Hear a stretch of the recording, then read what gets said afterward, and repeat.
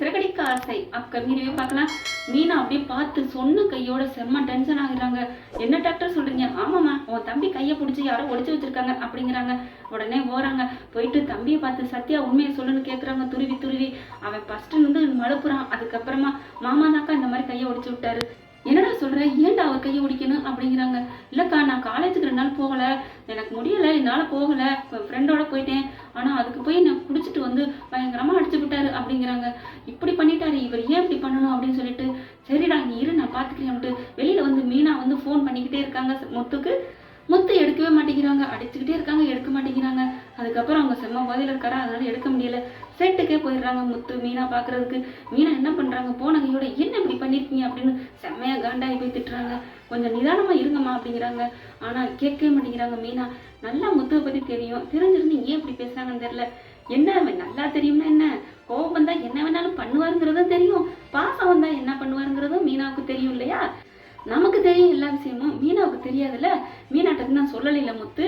அதனால என்ன பண்ணீங்க, ஏன் பண்ணீங்க, இப்படிதான் குடிச்சிட்டு அவனை அடிச்சிங்களா, இப்படி நீங்கள் பண்ணலாமா, நீங்கள் முரடனா மூர்க்கனா, உங்களை போய் நான் நல்லவன் நம்பினேன் அப்படி இப்படின்னு தாம் தோணு குதிக்கிறாங்க.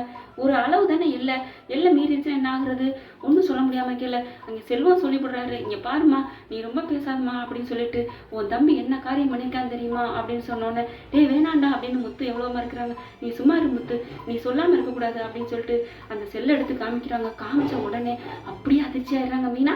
பாத்தியாமா இவ்வளோ நடந்திருக்கு, என் பிள்ளை என் ஃப்ரெண்டு என்ன ஆயிருப்பான், அவன் பாவம் பல்ல கடிச்சிட்டு இன்னைக்கு பார்க்க போயிருக்கான், அப்போவும் அவ்வளோ எடுத்து பேசியிருக்கான், போடா வாடான்னு பேசியிருக்கான், உன் வேலையை பார்த்துட்டு போன்றிருக்கேன், குடிகாரன் இருக்கேன், என் அக்கா வச்சு என்னடா வாழ்ந்திருக்கு அப்படிங்கிறான். எப்படி அழுதான் தெரியுமா? யார் மேலேயும் பாசம் வைக்கக்கூடாது, நம்ம உண்டு வேலை உண்டு இருக்கணும்டா, நான் அவனை என்ன மாதிரி நான் பார்த்தனே, அவன் நல்லா இருக்குன்னு நினச்சினே, என் பொண்டாடி தெரிஞ்சா என்ன ஆகும் அப்படின்னு சொல்லி முத்து இவ்வளோ நாள் இந்த மாதிரி பேசி நான் பார்த்ததே இல்லை தெரியுமா. என் ஃப்ரெண்டு எப்படி இருப்பான், காங்கேயத்து கால மாதிரி அப்படி இருப்பான், இன்னைக்கு ஒடிஞ்சு போய் உட்காந்துருக்கேன். இதுக்கெல்லாம் அமைதியாக இருக்க காரணம் என்ன, நீ தாம்மா. உன் மேலே வச்சிருக்க பாசத்தால தான் உன் தம்பி பேசுனதுலாம் கேட்டுட்டு வந்து உட்காந்துருக்கேன். மத்தாலாம் தான் அடிச்சு தும்சம் பண்ணிட்டு வந்திருப்பேன், அவனை பற்றி உனக்கு தெரியல அப்படின்னு செல்வம் சொல்ல சொல்ல மீனா அப்படியே இடி விழுந்த மாதிரி இருக்காங்க.